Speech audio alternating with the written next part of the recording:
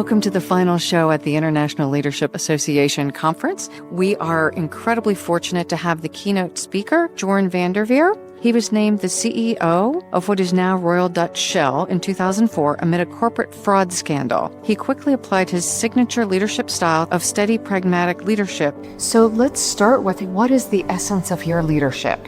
High clarity, keep it very simple, and concentrate you on this simple and clear communications. In your conversation, you went into a lot of detail about what that actually means in practice. In the end, a leader should tell where to go. I call that point B. You have to be honest on point A, where we are now, and then you have to take the people on the journey. That is the process. That sounds very academic. So in practice, you have to be in a much more appealing way to say, this is how we should be, and then you have one or two liners that people think, oh yeah, I feel at home with that. And then of course you have to convince them where they have to go there. And that is to say, where we are today is not good enough. And then they like to know, okay, what can I do to help there? So you have to give them directions as well. And all the time, keep it very simple, keep it very short. No PowerPoint presentations. It should be elevator speeches. And the best you can reach or achieve as a leader, when a person comes home tonight and he said, what did the boss say today? Your partner is asking that. If you then say exactly the same one-liners as the boss said in the morning, then you are a long way. You gave the example of taking your strategy to just a few words. And so can you talk a little bit more about that? I do realize that the mission of a company is not different from a vision for a company or the strategy or the purpose of a company. But for all the people in the company to sit one day in a luxury hotel and to discuss that, I think is not useful. I think in the end, you have to say to the people, where are we today? That's that point A. Where's point B? Where's that going? And how can I make that point B where we have to go specific for me and what our department, how can I help to do with that? And now from time to time you may have somewhere a publication in the company where they deal with all this purpose stuff, as I call it. So keep it very simple, because in the end, strategy, mission and purpose, they are not that different. There's a good discipline for some strategic guys to think it through when it is all consistent, but it is not a kind of people process for employees. And then you talked about moving from that big picture that is consistent across the company, the job of middle managers, to translating that to what I do as a line person when I show up. When I was young, then you had a presentation from the top person, the CEO, and then what the staff did from headquarters, then they sent that out on slides, and then every manager with speaking notes. And basically they had to repeat this presentation of the top manager to all the staff down onto the oil rigs or the refinery shop floor. I think that is the wrong way to see middle management like that. In Dutch we say you use the middle management as parrots, like the bird. Repeat the same line, the parrot repeats the same line which he was just picking up. So the role of middle management is of course to add value. And what is that? You take this one liner off the top, which gives a rough idea of the point B for the total company. Then you have to make that specific what that one liner means for your own department. And the -1 level does do that, -2 from the top, and so on. So every time they have to make that specific point B very specific to their situation. So they summarized, the top guy says this, the boss of my boss said how our total division fits into that. This means for our department that, and that's how I, as a leader from you, and now I'm the -3 level, translate that, and I take ownership that what we do fits in this total company. So the role of management in the journey from A to B is very important. They have to be very specific. And they should spend 90% of their time on this specific part and only 10% or 5% what the top message was. Because the employees have access to the top message, right? Or communicating as the CEO on a regular basis. As a top leader, you have, of course, to create and to help your middle managers to make the be specific. But the way you can do that is very easy. You have now emails, or even, I'm not sure you can do it in 140 letters, the tweets. But you can write a very short email to all your staff, and you say, well, we had our senior management conference, and I said now, this is the updated strategy, these are the 4 key words, this is the one-liner, these are the business fields where we like to play, this is how we can win. This is an email shorter than half a page, otherwise people will not read it. And I have asked all the managers to make it specific for your particular department, what it means for you. And if you don't hear about it, by the way, this is my address, and you can respond to me. Actually, you talked about an example where you asked someone if they knew what the point B was, and they said, what's a point B? Yeah, I think you can use it as a checklist. So if you say, my philosophy is you go from A to B plus next steps, of course, point B is then very important. If you are on an operational visit and you speak to a supervisor of an oil rig, and he says, what is the point B for a year? And if they look at with those eyes at you, sir, what are you talking? Not an idea. Then, of course, the vertical top-down process fails. So then what you can do is you send a very simple email between all the bosses and that particular supervisor on the oil rig. And he said, well, I asked this and that question. What was going on here? Why didn't it happen? And if you do that a couple of times, I assure you, then very soon the whole company knows. You have always to know your A, you have to know your specific B, and the next steps.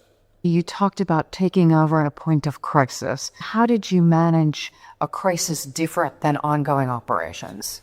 In the beginning of the crisis, people say, how come? Which has should roll? They are all busy with the past. Now that is important to get lessons learned. If the whole company is busy how it happened, I don't come out of the crisis. So I have to isolate the drivers which we brought the company into a crisis, are to put a fence around it. So I say, I've asked investigations, we will take lessons learned. If something went wrong, if people did really something wrong, we will take the appropriate measures. But that's it. But realize our task, and then I have a bond between you and me, and I look at you, our task is how we come out of this crisis and not wondering about those hats that have to roll. So how do we build up a good future for you and me in this company? And then you are back to very simple and clear communication, and then you know the rules to come because people may be confused, insecure. So then you have to say, okay, this is the strategy or the plan to come out of the crisis. Everybody can help, even if it didn't happen in your division. We can drop one shoe, and maybe it happened somewhere else, but you have to help now to be perfect. Nothing goes wrong there. And we need very good performance of your division because we lost money where the crisis was. And you have to take visible leadership, frequent, simple communication on a predictable way. You should be, as a leader, the person who talks to the press and to the media. Don't leave it to the press office, not every day, but especially in the beginning of the crisis. And last but not least, make clear that you take ownership, but it is not about the crisis. I am here to help the company to come out of crisis. I'm not interested in my own salary or how it affects my bonus. I don't have any problem if my compensation is lower than my predecessors. I am here to help you, and together we will take the company to the next level. I think that are some of the essential points to come out of a crisis. So clearly owning it, we made a mistake. However one says that. And brutal honesty. And you see sometimes that leaders in a crisis, they say it was not that serious. I put a team to it. And then they took it a beetje mentally at a distance. It has nothing to do with that. They don't do it that way. And so you can say, as far as I can see now, we made some very bad mistakes. Then you say we made some very bad mistakes.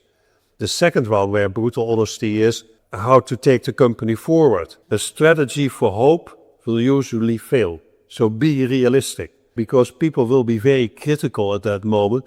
they think, okay, this is a credible plan. So don't try to sell illusions or to say you work very hard 2 months, 3 months, and then it is all as yesterday. Be honest about that. The company that goes through a serious crisis usually doesn't come out the same. There's no obligation for you to describe how it will be different, but don't try to sell illusions. I appreciate the honesty outwardly and inwardly, because your employees build or lose trust in you forever based on how you handle that. So our future generation of leaders, what would you want them to take away from this conversation with you? And when I think about especially the younger generation of managers, a lot of good things about them, but some people are very fascinated with their own CVs or resumes in the US. In the end, you have to believe in the system for which you work. And then it is company first. It is not you first building up a good CV. It is put the company first. And if you do well, if you contribute to the good things of the company, then as a result, but only as a result, that you may make a career or a next step. And don't get you over the wrong. That is the first thing.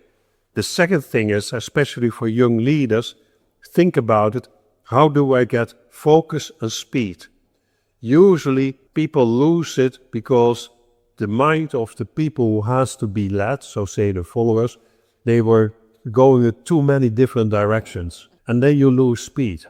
So how do you do that? How do you get this focus?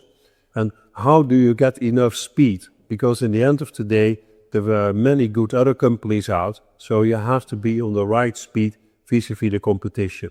And at least then you worked it out for yourself. But my secret was always to have very high clarity, make even complex things simple. And last but not least, and this is very serious, keep listening. I use just in my speech here, it helps if you have flappy ears, yeah? Then listen all the time. Listening, at a certain moment you have to say, okay, I've listened to all of you, I understand this may happen, that may happen. Hang on, I happen here to be the leader, that's why we go to that corner. I often hear people say, keep it simple. What they're trying to do is get rid of the complexity. I'm assuming you took in all of the complexity and what came out was understandable for your audience. Yeah, that's a very good point. You have to listen to the complexity. You have to think as a leader about it. I'm not a facilitator, so we take the average. Because of good leadership, sometimes you have to make, to make a 90 degrees turn. And usually that starts with yourself or very few people. So we say in the Netherlands, you must have the possibility to row on the river against the current. That's very important for a leader because you listen to the complexity and you think if we do more of the same, it goes wrong. Having done all of that, and that's your point, keep it simple, probably, then you make it simple. And the essential thing, why should people prepare to be a corner? Because you have very good one-liners, why it is not acceptable to do more of the same. And you have a logic why point B is better than today. So to make it simple, and then in the end, if you have it wrong, it helps you. If people can you feedback and to say, sir, you got it wrong. And then you get a dialogue and so on. So that then reinforces the listening. Yeah, absolutely. You've created an environment that is safe for people to give you feedback. Yeah. And that in fact you seek that. Yeah, you have to seek that. There's more than operational visits. You have to make sure that when you write your weekly email, they can answer that. We had a whole process for answering all those emails so that people know that it's registered, what they say, and so on. So you sought continual or periodic, you had a process to seek feedback. Yeah, absolutely. Thank you.